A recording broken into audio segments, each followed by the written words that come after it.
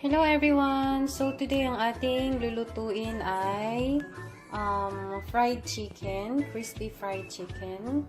So actually ito, minarinate ko na siya kanina bago ako umalis galing trabaho para kapag dating ko, nakamarinate na siya. Ayan. So ayan siya guys. Minarinate ko na siya. So, actually, ang pinang-marinate ko sa kanya is patis, itong anchovy sauce nila. Ayan siya. Bali, naubos ko na siya, guys. Ayan, kailangan ko na naman bumili. Tsaka, nilagyan ko rin siya ng soy sauce. Bali, mga 3 tablespoons ng soy sauce. Tapos, 2 tablespoons of anchovy sauce. And then, ito namang syrup na to, ano siya, maple or plum syrup. Ayan, so binabad ko siya kanina dyan.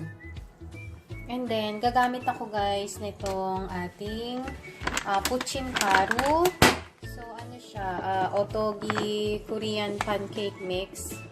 So, ito yung gagamitin kong pang breading niya mamaya. So, para ano siya, crispy. Okay? Lalagyan ko rin siya of course ng salt. Ayan, lagyan natin siya ng salt. And, lalagyan ko rin siya ng black pepper. Ayan. And, kaunting salt. And then, haluin lang natin siya. Okay? Naghugas po ako ng kamay. And, after natin siya haluin, so, pwede na tayong maglagay ng chicken na na-breading natin kanina. Okay. Ayan. So, ano na po natin siya dyan. Ayan. Breading natin siya.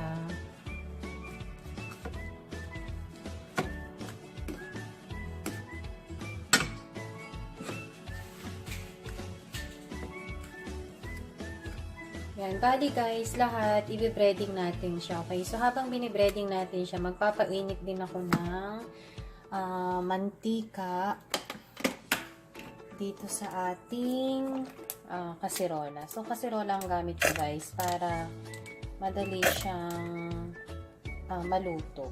Okay? So, of course, kailangan natin ng maraming mantika para hindi siya magdidikit-dikit. Ayan.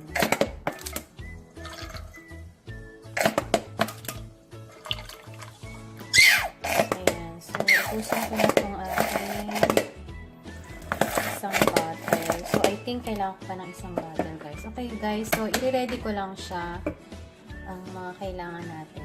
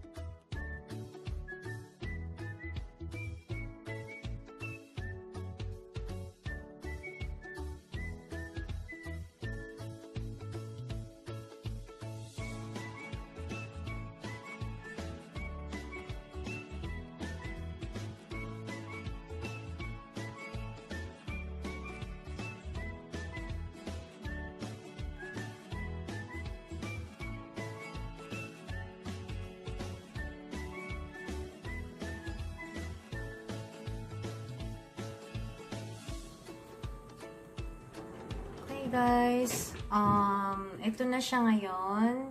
So, ngayon, umpisahan na natin siyang prituhin. Okay? So, actually, nagpainit na ako ng aking pan dito.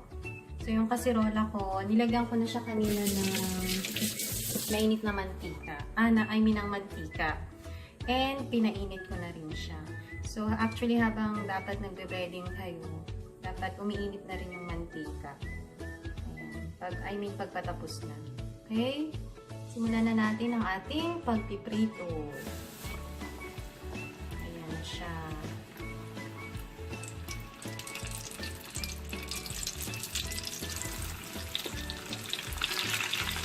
Actually, mahilig kasi kami umorder ng fried chicken sa mga restaurant. Tapos nagpapadeliver kami. Kaya lang ang mahal niya talaga. Mga 3 times siya ng price na kapag bumili ka lang ng chicken.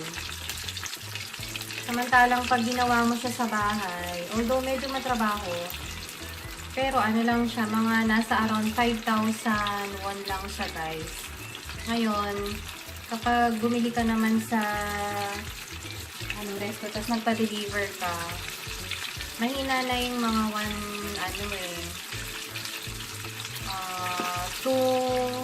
20,000 won. Ganyan. Mahina na siya. Kaya, di ba, mga 3 times siya, times 3 yung price.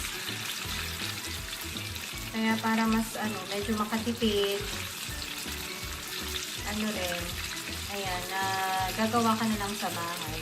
Siyempre, minsan, umu-order din kami, pero hindi na lagi. Kasi dati talaga, as in, lagi kami umu-order. Hindi rin maganda kasi magiging habitual siya na lagi ka na lang umu-order. Ayan, so guys, ang gagawin natin, pipituhin lang natin siya lahat. Ito, so pipituhin ko lang siya, guys. Okay? And maya-maya, isi-serve na rin siya. So, prito-prito lang muna tayo.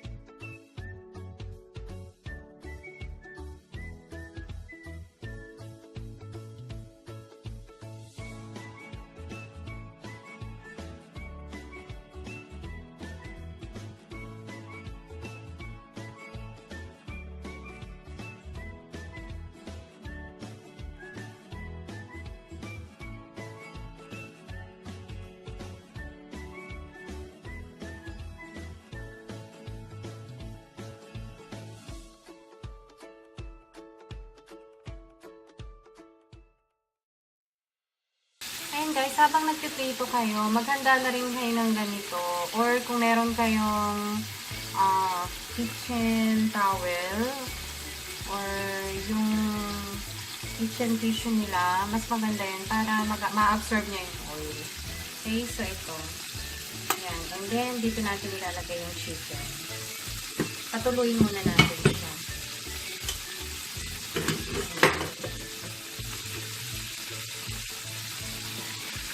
Saka dapat mahina lang yung apoy natin, guys. Para hindi siya masusunod. Mahina lang siya.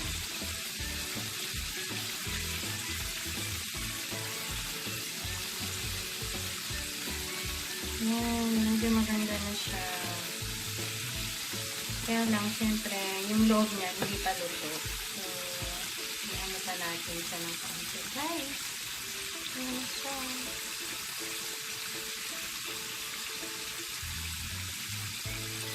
Kaunti pa. Hello guys! So, ayan na po ang ating fried chicken. Crispy fried chicken. So, ang ginamit ko sa kanya is plum syrup and yung anchovy sauce. Masarap po siya, guys. So, itry nyo sana siya. Okay? So, ayan na po siya. Kain na tayo!